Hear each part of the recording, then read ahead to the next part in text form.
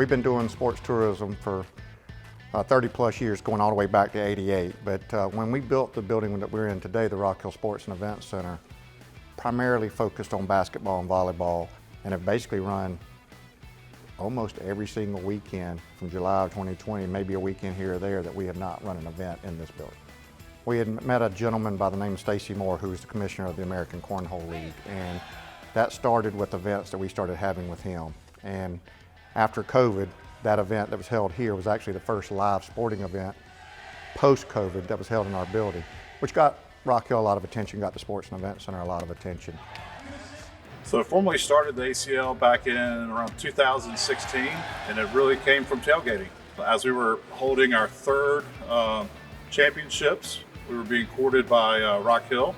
Found this place right next door to the Sports and Event Center that I thought would be perfect for our headquarters. So we started talking to Rock Hill about longer term strategy and partnership around our World Championships. We've been working with Rock Hill for over 3 years now and had a great relationship. Hey. The American Cornhole League is beyond just a professional sport. We have competitions for any age and any skill level. Right here in the HQ in Rock Hill, we do everything from team events to special leagues. So it doesn't matter what your age range is, what your skill level is. You could come out to the ACL HQ and enjoy some cornhole. The American Cornhole League's motto is anyone can play, anyone can win. And that process with us working with Stacy and along working with our staff in our city, was like, how can we expand on that? They saw the facility, they liked the staff, they liked the city, and it just kind of expanded to say, well, what about this event? And what about this event? So along working with American Cornhole League, working with ESPN, our staff working with all those event right holders, started just out of numerous conversations, expanded to what we saw last year. We have some unique venues here in the city of Rock Hill and Parks, Recreation and Tourism, and they're looking for some edgy things, if you will. So then it kind of started narrowing down on 2 venues that they felt like was set up well for TV. Obviously here at the Sports and Events Center, and then our other facility, Manchester Meadows, which is predominantly soccer, but they're rectangle fields, so we can do a lot of different activities on them. Kind of kick the day off with kickball out at Manchester Meadows, and obviously it's much like what everybody knows it to be. And you're competing for the most runs scored, just like baseball, rolling the ground and kicking it and catching it. So every hour on the hour, we'd alternate from Manchester back here. So it went from kickball, came over here to the Sports and Event Center. We went to axe throwing, which was very new to us. But again, it's what you see on TV. You can do it by singles, you can do it by doubles, you can do co-ed, you can do men versus women.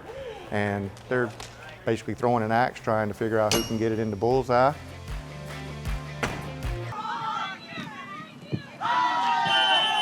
We went back out to Manchester after that, and we did something called quad ball. A lot of people now know it as based off the movie Harry Potter, is Quidditch, and they're chasing the snitch. But what's interesting, it's a male-female co-ed sport, but they're running around with a broom in between their legs carrying a ball, and they score points by trying to throw the ball through the rings that are at each end of the field, competing on that. Players are running around holding a broom, carrying a ball, they're tackling. It's a very physical sport, trying to throw the ball through the hoop, but if you can capture the snitch, then the game ends. We did darts, magnetic darts, not the actual dart games, and it's just like the darts are played in your garage. Next thing, we went back out to Manchester. This one was neat, was Pogo Palooza. Just somewhat subjective. You're judged based off the events that you have. And those can be how long you can jump, how high you can jump, or how creative you can be, whether you want to jump up in the air and do the flips and do all that type of stuff. So there's various activities and sports that can take place in that.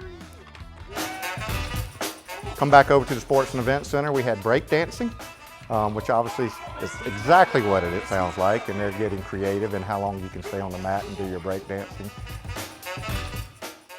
Slippery stairs, so here you saw it, it's basically exactly how it sounds. You got all these stairs to go up, and it is slippery as all get out. Trying to get up there, singles, doubles, triples, and it's the first one to get to the top of the stairs wins. We had Dodgeball, which is exactly what you saw in the movie. And now there's an event for Dodgeball across this country. We hosted that here. One of the events we had at Manchester Meadows was a Mago Ball, a new soccer concept that's out there. Instead of playing on a rectangle field, you play on a circle. Instead of 2 teams playing, you actually have 3 teams playing, and you can score in 2 of the 3 goals. So that was brand new and definitely different. We had wiffle ball, just like the game of baseball. Not as many players, not nearly as big a field. Interesting because the balls can move pretty good.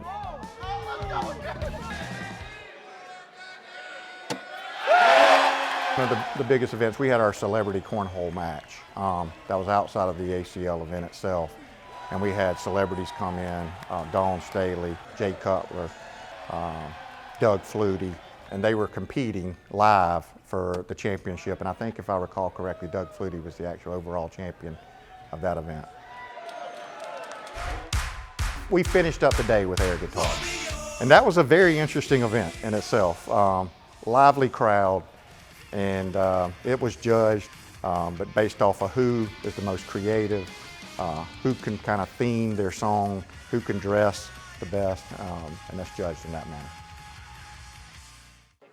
All these sports created an $80 million direct economic impact to our community. When created through Rock Hill PRT facilities, just shy of 200,000 room nights were created. And this facility is a major one, but having the ability to work with these event right holders, and certainly with the ACL to bring TV as part of that, has opened up doors that I don't think we would have imagined, because then the phone started ringing and saying, hey, have you thought of this? And we're like, well, no, we hadn't, but we'd love to be able to host you. As I understand it, our World Championships had, I believe, over a $4 million economic impact just last year. And so given the fact that we've done that event for 3 years now, I believe our economic impact's been well over 10 million over those 3 years, and we want to keep it growing. We actually manufacture our ACL Pro boards right here in Rock Hill. And so you can get professional boards and professional bags here at the ACL HQ. The City of Rock Hill has embraced the ACL by being open to a lot of our ideas and investing back in us. They help us bring the OCHO Day here with ESPN. There's a lot of infrastructure required to pull that off. So any kind of idea I've come to them with, they've always been supportive and have been a great partner over the last 3 years. But it's events like what we're talking about with OCHO and getting an opportunity to be on TV have just expanded these opportunities to say, okay, well, our team now can talk to them and say, how can we work with you in the future?